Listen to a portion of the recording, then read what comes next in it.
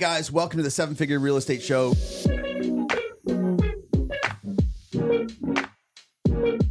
Today I'm with Malachi, and he has a great story about how he started in real estate.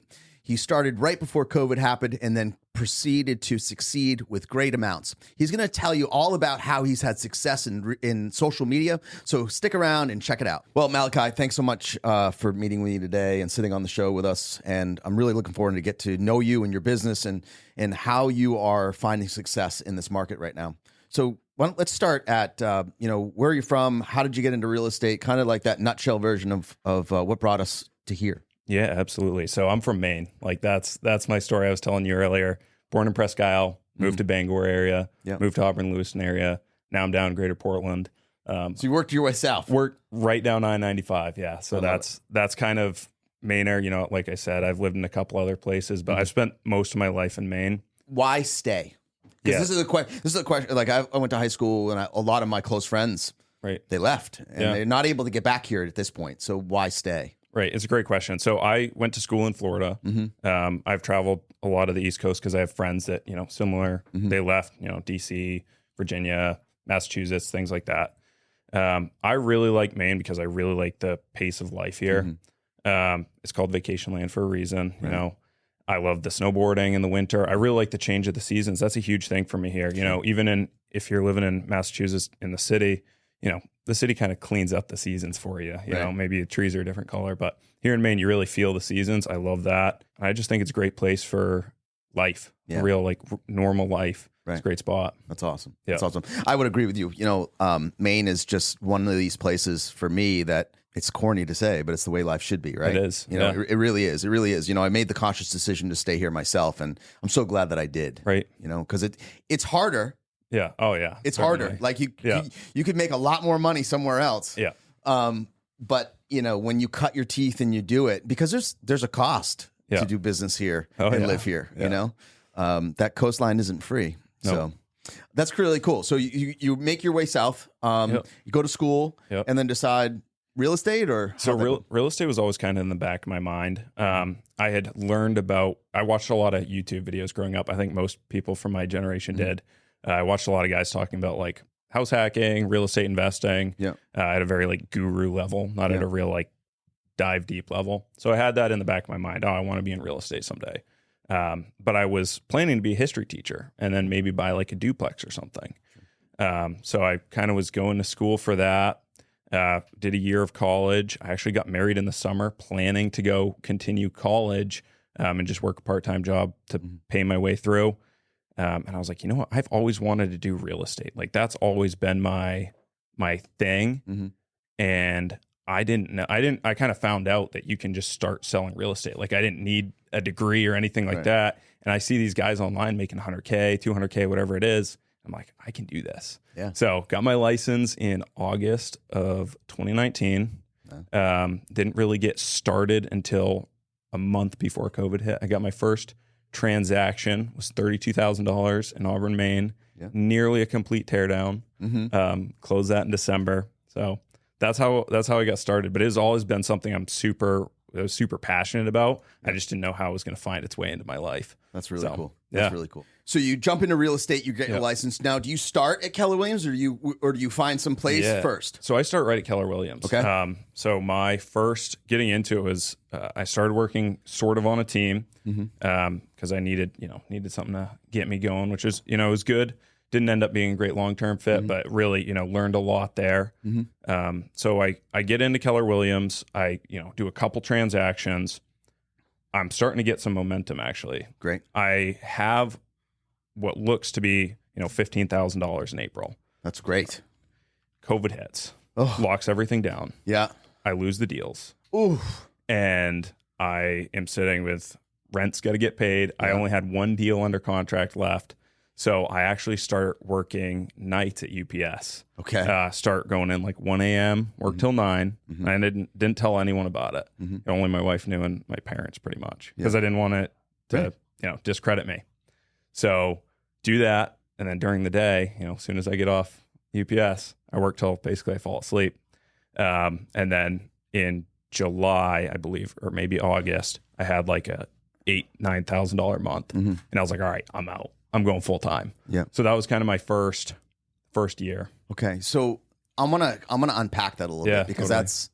that's really an amazing story that I really want to kind of dive into, because the grit, the tenacity that takes, in the dedication to and commitment to the fact that you wanted to make this business work is unbelievable. Yeah.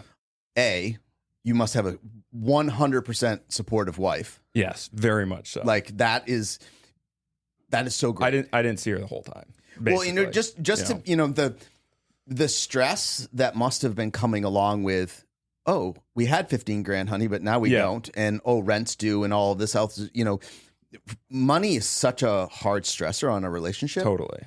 And for a wife to be like, okay, yeah, go work nights because you want to follow your dream is huge. Like that. Huge. I love it. Yeah. I wouldn't be where I am without her support. I mean, she's been super supportive. That's awesome.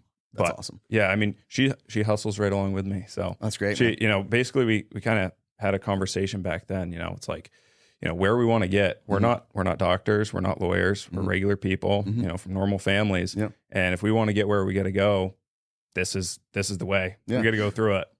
The beautiful thing is about real estate, though, is you'll make more money than most in the state of Maine than most doctors and most lawyers. Which is great. It doesn't take that long. No, so it really doesn't. It really doesn't. Especially you'll be able to diversify, totally. And kind of do that. So you're working nights, 1 a.m. to 9 a.m.? Correct. Yes. So when I signed up, the job was 4:30 a.m. till 8. Okay. But once COVID hit, you remember, everyone ordered everything. Right. So immediately we go, hey guys, you're coming in 1:30, 1:30, 12:30 sometimes. Occasionally we'd come in the day before. Wow. So yeah, it was nuts. And actually I got I got a great client there. I made more money off of one of my manager there. Yeah. Ended up selling his house with me and buying another house with me. And that made more money than my entire time at UPS. Yeah. Well, what's amazing too is we talked about a little bit about this before the cameras were rolling, is, you find these niches and you work these niches. 100%. And I still tell stories about, I was a CrossFitter for like 6 years, and I still do business out of that network that I have. Right. And you really kind of drill into there, and they get to know you, and they know your personality and your work ethic. So, that's really awesome. That's awesome. So you're working nights, and then you say, okay, in August, gung ho, we're go time. Yeah. So you're getting into the business during COVID, which really changed. Everything changed, right? You're doing Zoom calls, you're doing ILAs, all over Zoom. Nobody's getting in your car. You're meeting at property. Was it easier because you hadn't done much business, or was it harder? I think it was easier. Yeah. In my head, I told myself it was harder in the moment. I think it was easier. I immediately adapted to how things are now. And I don't think I think if I had like a way that I did things and then had to shift it, sure, I think it would have been a lot harder for me than pretty much as soon as I was in business. I mean, I had to, it was awesome. COVID. That's so, awesome. Yeah. So you dive in, have what's your first year like after that? After, you, all this, the trials and tribulations and struggles, what's it look like now? It was pretty normal. I was kind of hoping for a real, this is it, this is my moment, but it wasn't. I was making a lot more money than I was at UPS, but it wasn't, big numbers. Sure. I think I sold, maybe 4 or 5 million that first year, maybe. That's huge. It was good. Then the next year, and I was on a team too, so it wasn't, as much, kind of slow. Then that next year, I kind of really got the ball rolling. What was the difference that got the ball rolling for you? I got myself out there a lot more, and I really went in on social media. I had done some social media up to that point, but I really started finding my audience, finding who was a good fit for me and who I was a good fit for. So that really helped. So when you tell me social media, because obviously this is a space, I'm older than you. Right. I'm like in that generation that's kind of stuck where it's like I understand it but don't really use it, and I'm just, I'm not ancient but I'm also not young. So it's like I started this podcast because I knew that I needed to be relevant still. Right. Because I've got another 20 years in this business. So I got to stay in front of the buyer. What did you sit down and say, okay, who's my ideal customer? Who's my ideal viewer? Yeah. I did actually. So I decided my business was I really had found at that point that I connected with 3 groups of people really, really well, which is people who are in the like luxury space.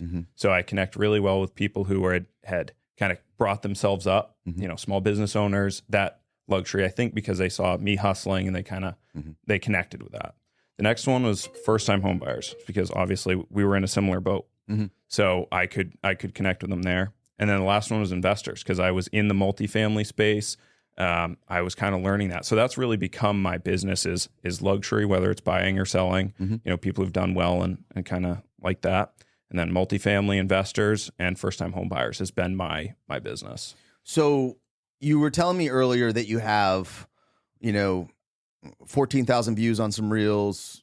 Yep. So which I think are big numbers. Yeah. So what are you doing differently? Because, you commented earlier that, there are a lot of agents out there putting out content that are just not getting views.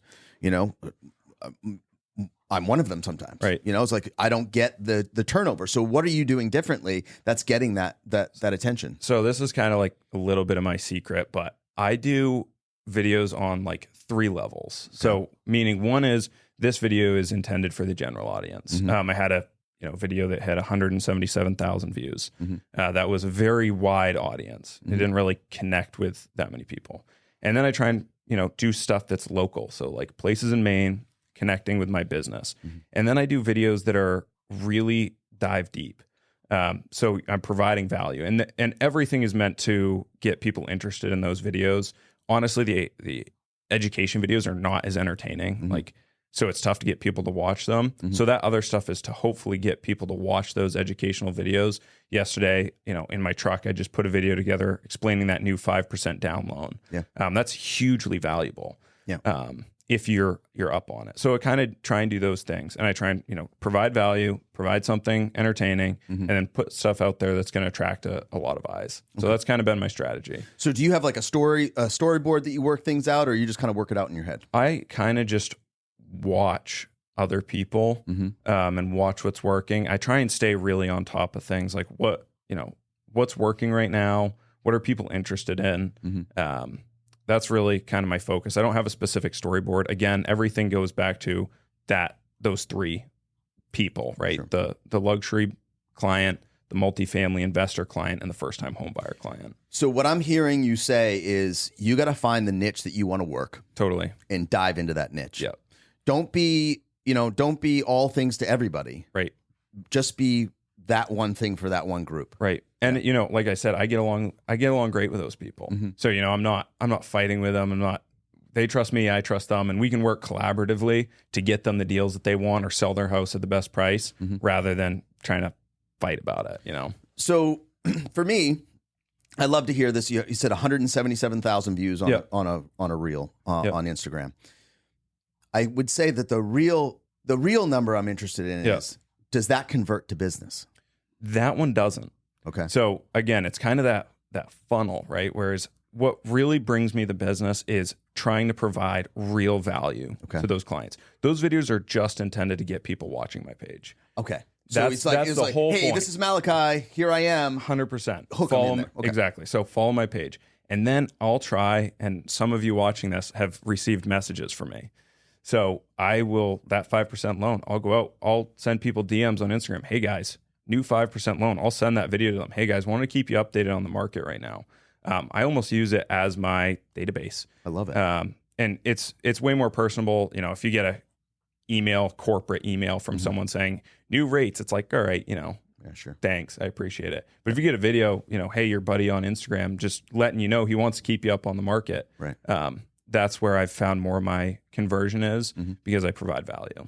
So let's talk about, you've hit on this 5% loan because this is actually a game changer, like huge game changer. Huge. Why don't you tell me a little bit about the loan, just, so we can get the viewers to understand how this is going to change the game for them. Yeah. So there's a lot there. The big one is no upfront mortgage insurance premium, is my understanding at this point. Yep. So that's huge. It's a multifamily loan. It is a multifamily loan. Okay. Yeah.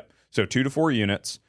There's no income limits. This is really big too. A lot of times these low money down options, you had to make like a percentage of the median income.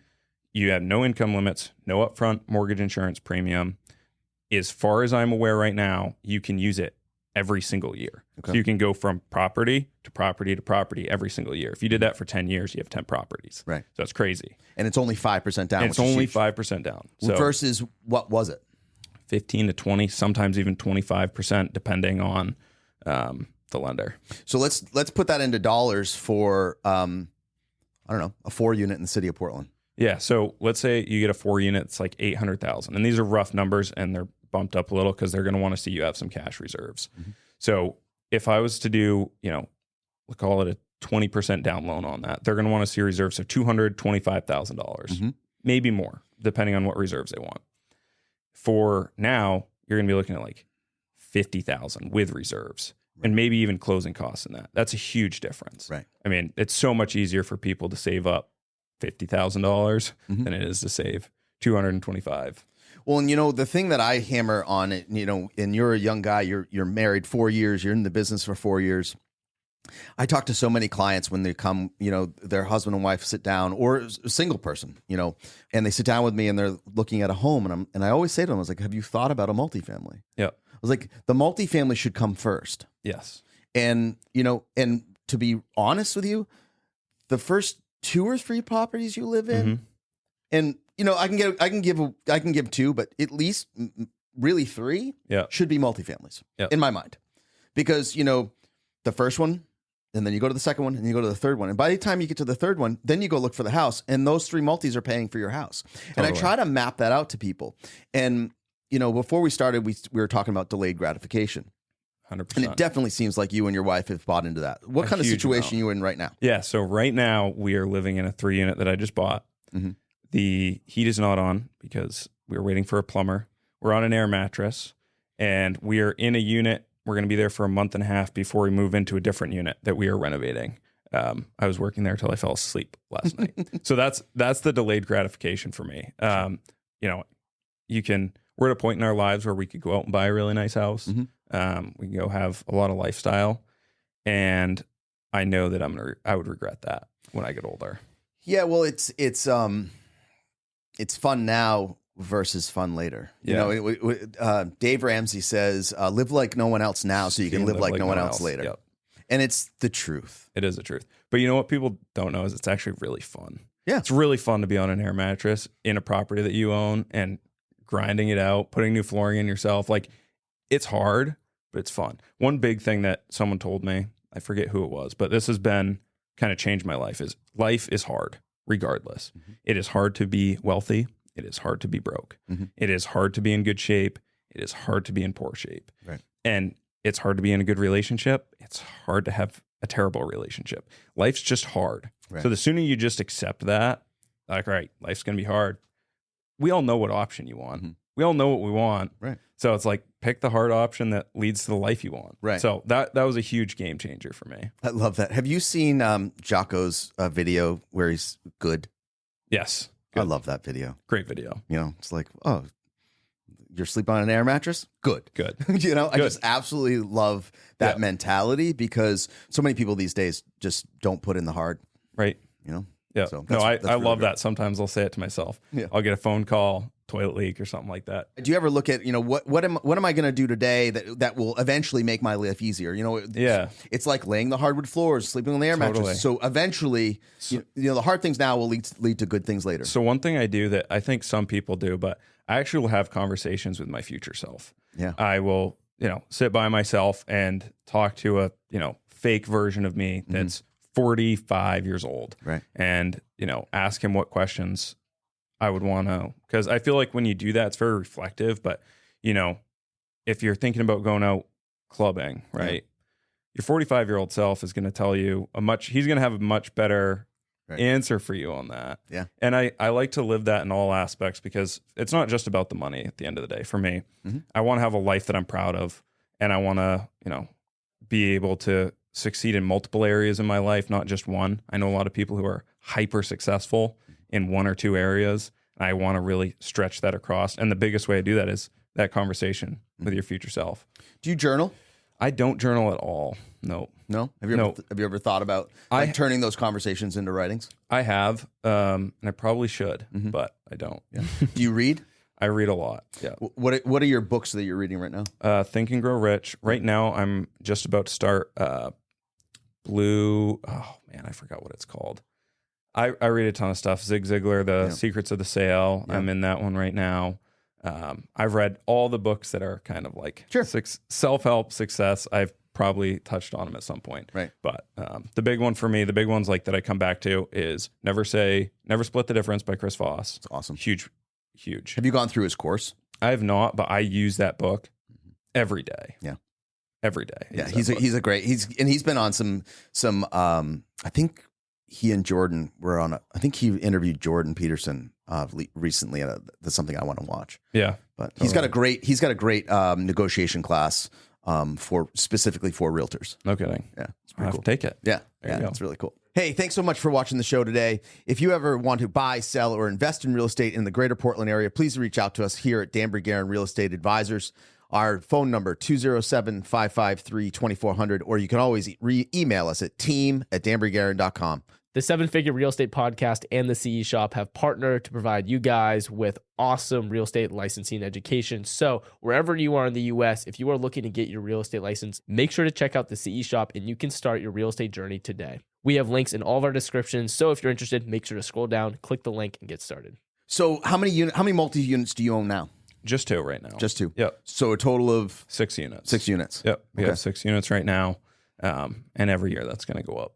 So is the master plan, how many units is do you hope to have, or you're like, the sky's the limit? Until we can't stand it anymore. Yeah. Basically, it's going to be, I kind of have blocked out 20 to 30 as set the stage for my life. Mm-hmm. So probably until I'm 30, we're just going to really, really push. Okay. And obviously continue past there, but as many as we can handle until then. That's awesome. So, with it, I think it'd be relatively reasonable to put us at, 15 to 20 buildings, somewhere between 50 and 100 units. Wow. We'll see. Yeah. So tell me about your biggest win in real estate. My biggest win. Oh, there's a lot of stuff. I guess the biggest win for me, and this is kind of maybe not what you were expecting, is when I got my business like more consistent. Mm-hmm. When I kind of figured out my systems, and I feel really good about how I'm handling clients and that they're receiving a lot of value from me. That's been my biggest win. And I've focused on that a lot over the last year. Is how can I not just be another agent? Yeah. How can I be someone that when people are done working with me, they've had a phenomenal experience and I've helped them long term? I guess that would be a kind of unconventional answer to that. I like that answer because what I tell people, especially just getting into the business, when I kind of mentor or talk to agents that are new in the business, and I said, listen, you can make somebody very, very rich with real estate, or you can make them very, very poor. Very poor. Yep. So, we have this ability to provide a service that can really help people. What I like to say is change their family tree if that's Completely. if that's what they so choose to do, and make their life easier. So much easier. Yeah. So you're coming at it with the heart of a teacher. And you're not coming at it with, oh, this is how much commission I'm going to make, and this is how many, I'm going to turn this and I'm going to flip that, and I've built my business and I've purposely done. I don't want to be a transaction broker. I don't want to be somebody that's turning the properties out and not making relationships with people and not doing that. I want to have those people that I've sold 11 houses to, 12 houses, so many, those are the people that I really love to work with because you have that relationship, and I look at it as everybody has their doctor, everybody has their loan officer, everybody has their financial advisor. Right. I want to be that person that they call for advice. Same boat. Right? Yeah, exactly. And it's so much more gratifying. Exactly. Yeah. I made the decision in 2022 that I was going to, right in the beginning of 2022, that I was going to do my business. No, I wasn't going to look at the numbers for 1 year. I said, that was what I said. I said, I'm not going to look at the numbers for 1 year. I'm going to try and provide as much value as I possibly can over this next year. And we're going to see what happens. Yeah. And had my best year. That's obviously. Awesome. So that was actually a big moment in my business is when I decided that I'm not looking at numbers. I'm going to try and provide value. That was a big change. So back to the providing value and the social media piece, because, I kind of feel like I glazed over that.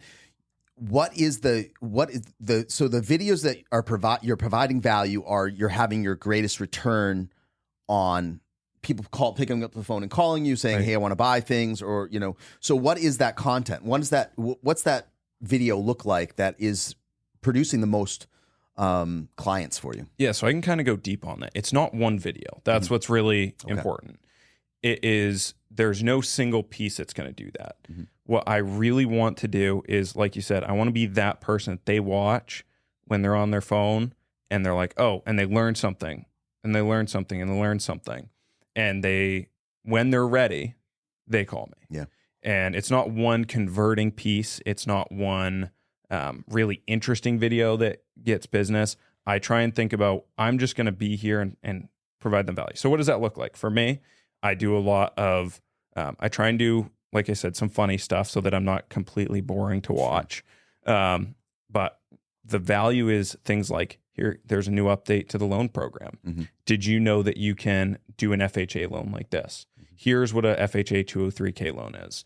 Here's why, here's a situation where I would recommend buying a mobile home. Here's a situation where I wouldn't recommend buying a mobile home. What's going on in the market right now? So those are some of the things that I do to try and provide value, so that, again, when they're ready, not when I'm ready, when they're ready, they shoot me a DM and we get looking. So once they reach out to you and they grab you, and you talked about systems, do they go into a database for you? They may. It depends. So I have a database. I use Command, actually, which has been it's gotten a lot better. It's gotten a lot better. Yeah, it's gotten a lot better. But I really use my social media as my working database. Okay. I feel it's the easiest way for me to connect with people. It's the least aggressive way for me to connect with people. Sure. I think for our generation, like, I don't really want to get a call from that many people, but I'm really happy if they shoot me a DM. Yeah. So that's kind of how I do that. Nice. Yeah. So you work with somebody, you bring them in, you create a relationship, you sell them a house. What's it look like once they close? How are you staying in touch with them? How are you getting the repeat? Same thing, social media. And getting my clients to know, like, and trust me. Yeah. I have a lot of clients that are repeat clients, and that's because I provide my best service for them all the time. Yeah. So I'm really, responsiveness is hugely important. You know that. You do a ton of business. Yeah. I respond as fast as I can. Trying to provide value is what my whole business is about. That's great. Yeah. That's awesome. On the content creation, one of the notes that I wrote down is, one of the questions I wanted to ask you is, why aren't people getting views? Is it they're not providing value piece? Is it I'm not being funny enough? I'm not, because so many people get inside their head, right? Right. And I'm one of them. Like, Yeah. it took me so long to, I met Will and I met his friend, and I was like, okay, I'm all in. Will and Jack, that I did the show with, kind of like opened this world to me. And, I remember meeting them, and I was sitting at a table, and I was like, they're like, oh, we got this little podcast. So I look it up. I was like, little podcast? You got 100,000 followers on Instagram. You got 100,000 followers on TikTok. I was like, what do you mean? So, like, it's this whole new world. So how do people get outside their head and feel okay with, is it just doing? Yeah. So there's a couple things there. One is, I'm not perfect. Yeah. I'm working on I'm still learning social media. One thing I do know is that views, you sit there and you go, well, I got 1,000 views. Imagine a room of 1,000 people in front of you that you just talked to. Imagine that. Imagine what it would look like to have 1,000 people that you could talk to. That's a really good point. It's a really good point. Even if you got 50, imagine a room of 50 people that all just watched and listened to you. I mean, how hard would it be for you to get that? Try and organize an event where you get 50 people to come and sit and listen to you speak for 5 minutes. Yeah, that's not happening. It's not happening. So one is, I think views it can be an overrated number. Obviously it's something you want to pursue, but it's not in and of itself the most important thing. You can get a lot of views by doing ridiculous things online. You know that. Yeah. And so views isn't necessarily the metric that I go by, although it's a good one. I certainly try and get a lot of engagement on my content. Yeah. So I don't worry about that too much. Again, I know I'm repeating myself. It goes back to the value. Yeah.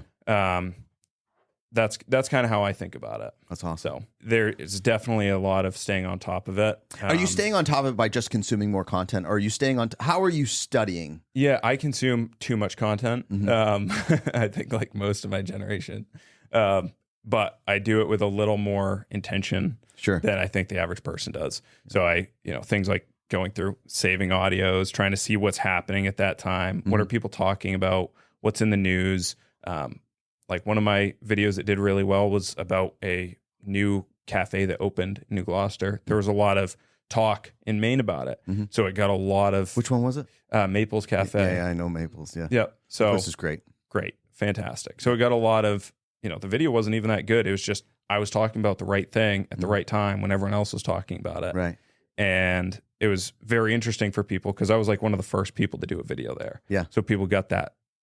So that's awesome. Staying on top of it. Yeah. Yep. That's really okay. So you're doing research. Are you working any softwares or anything like that to help you with that? Not really. So I've actually, and you're going to see a pretty substantial change in my content moving forward. I actually have put someone on a quarterly retainer for my social media moving forward. Okay. So it's going to be a mix of professional and casual content, just to try and make it provide even more value to my clients. Sure. So I don't have, I guess that's the answer to that. So let me ask you, do you have two different pages? Are you like running a personal page and a business page? I run everything on one. I understand why. I actually started out with two, but people don't really want that split.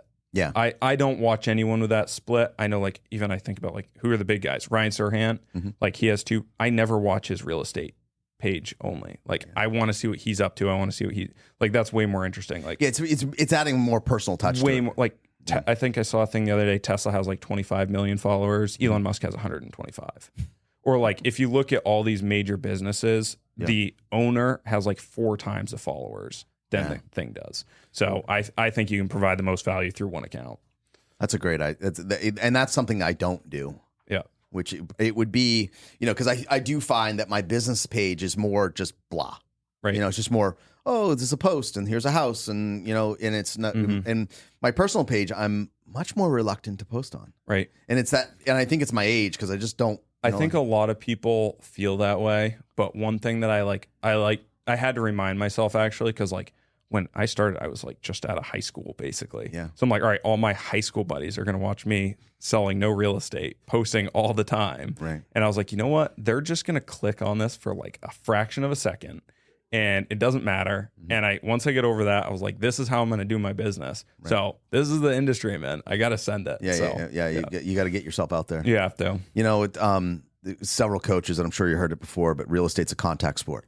So get out and touch people. Yep. And it's really, really that mantra. And, you've got to get over, you just got to get over that if you want to be successful in that space. Social media is not the only space to do it in. No, totally. It's really not, but it's the space that I think everybody should be in, especially as time goes on. Yeah. And I think that you need to have a presence there. I think in 10 years from now, 90% of successful agents will be as much a content creator as they are a real estate agent. That's really interesting. I really believe that. And I think most people will too. I mean, I have a lawyer that I use, and he's not on social media, and that's really confusing to me. And I would rather my lawyer be on social media so I can see what he's up to and talk to him in a more casual setting. Honestly, I mean, everyone I know, I would rather work with people who are on social media. Oh, that's awesome. So I think that's going to be kind of continued. I think that's really, really cool. Yeah. So, I never thought about it like that. I totally agree. By the way. Yeah. Wow. Yeah. That's a paradigm shift for me. Yeah. It's kind of like, you wouldn't not have a website. Right. There's no way. Like, if you're in business, you would not have a website. And eventually, so many agents in the beginning, like when websites started to, no, I'm not going to do that. I'm not going to do that, And don't get me wrong, there are still some very successful agents that don't have websites that do it the old fashioned way. But I think that eventually that whole bracket is going to fall out, and that's why for me, I'm like, I got to be in this space. And I think it'll be a while because I think there's a lot of people who will never pick that up. But as the new generation comes in and we start to do most of the transactions in the market, I know I always prefer to work with someone who I feel personally connected to. Yeah. And social media is a great way for you to feel personally connected to someone who you may not know. Yeah. So what was your biggest hurdle? My biggest hurdle was figuring out what to do with my day. Yeah. There are so many things that you can be doing at any given time in this industry. And it's very hard to learn what the important things are, especially with, also having rentals. That was the biggest hurdle for me. And I don't even feel like I've completed that. I feel like I'm still learning how to really manage my time. What's your perfect day? Perfect day, probably wake up at 6 a.m., go to Foley's Fitness in Scarborough, best gym in Maine. Yeah. Hit a lift there, probably leave around 8 o'clock. They have a sauna there, which is fantastic. That's awesome. Get into the office, start work between 8 and 9. You work from home, or do you have an office? I occasionally come into the Keller Williams office and work in there. It depends on how my day is. If I've only got like 2 hours before my first appointment, I'm just going to work from home or work from my truck. Sure. If I've got a long day without a ton of appointments, then I'll probably come in here. But generally, I have appointments in the afternoon, at least a couple. Generally, a couple showings, maybe a listing appointment. So that's, coming to the office, get my paperwork done, schedule myself, social media in the mornings. Afternoons, I go out and do the work. Yeah. I generally work till in like a formal setting till about 6 o'clock. And then after that, I'm on my phone till I fall asleep. Okay. So normally we try and go out for dinner if we can with someone. What's your favorite restaurant right now? Right now, I'm a big fan of Entatail in Portland. Yeah, the Korean barbecue downstairs. Here's why I like it. Big fan of this. If you have people that you're with that don't have a ton of money or don't want to spend a ton of money, you can go out, get like the platter for like $130 and it feeds 4 people. Or you go out there, which we did recently with some people who have money, you can go get A5 Wagyu, the only place in Portland that has it direct from Japan, I believe. And you can go crazy. Wow. So it's a really broad spectrum. It's nice enough that everyone wants to be there. Nice. So I'm a big fan of that right now. That's like great. my spot. That's your spot. I have been there a couple times. Yeah. And it is very good. It is very good. Yeah. That's very unique. So it's very like, just for me and Faith, Royal River Grill House. Yeah. That's like easy. Yeah. Gets the job done. I love Royal River too. Same. That's just down the street from me. So I'm there a lot. And what a great way to network too, Totally. So it sounds like you like to eat out. Is it every day? Is it once a week? What's the story? This summer it's been way too much. Just because, not even financially, just because it's like too much not super healthy food. Sure. That's like the big thing that we spend money on. We don't really spend that much money on other stuff. But we go to a bunch of places. I mean, if you live in Portland, we have I believe the most restaurants per capita in America. That's a rumor. We've got so many great spots to eat. It's like it'd be a shame to not go check them out. We were just in Florida for a real estate conference, and every place there is for food is just like fried pub food and like a couple smoothie bowl places. And I'm like, man, I miss home right now. Doesn't it's so amazing when you travel and you're like, well, this is just different. Yeah. Where's the restaurants? Yeah. Well, I remember one time I went to Aruba with my wife, and I'm in the cabbie, and I was just like, hey, where's a great local place to get some food? And I kid you not. He's like, oh, there's KFC down the road. Yeah. I'm like, no. Where would you go get local food? And he's looking at me. He was like, what are you talking about? That is local food. Yeah. So it's it's very a unique place to live in, and what a great place to kind of enjoy all the food and the drinks and absolutely. So, big fan. Yeah. So you're loving Portland right now. I love Portland. I really like Maine, honestly. I've tried to get out of here multiple times. I'm like, I'm going to go to Florida. It's warmer. It's too cold here. Yeah. But I just can't at this point. There's too much to, like I told you earlier, there's too much to love here. Yeah, there's too much to love. Yeah. So when you're not working, you're not going to dinner, what are you guys doing? Working on your multis? Right now, that is all we're doing. But generally, when life is a little more normal, we snowboard in the winters, which is my favorite thing ever. Yeah. We got friends with a wake boat, so wakeboarding in the summer, snowboarding in the winter. Yeah. Going out to eat. Have you tried wake surfing yet? Yes. That's a fun sport. It's really fun, and that will be my first real stupid purchase is going to be a Nautique wake boat. I mean, that I already know what it's going to be. They're sick. They are great. They are great. Yeah. Hey, Malachi, this has been an awesome time. I'm so glad that you came on the 7-Figure Real Estate Show with us. And I'd love to learn more about your business and how you've done that. And I wish you great success. How can people find you? What's the best way to get in touch with you? Yeah, I appreciate that. It's been great chatting with you. Malachi Sells Maine on all platforms. Just Malachi Sells Maine. That's my tag everywhere. I love it. I love it. That's great. And you focus on luxury, multifamilies, and first-time home buyer. Right on. Yeah. So not just multis, I do investors. Is what I like to. Yep. Because I've done more than just 4 units. That's awesome. So that's great. Yeah.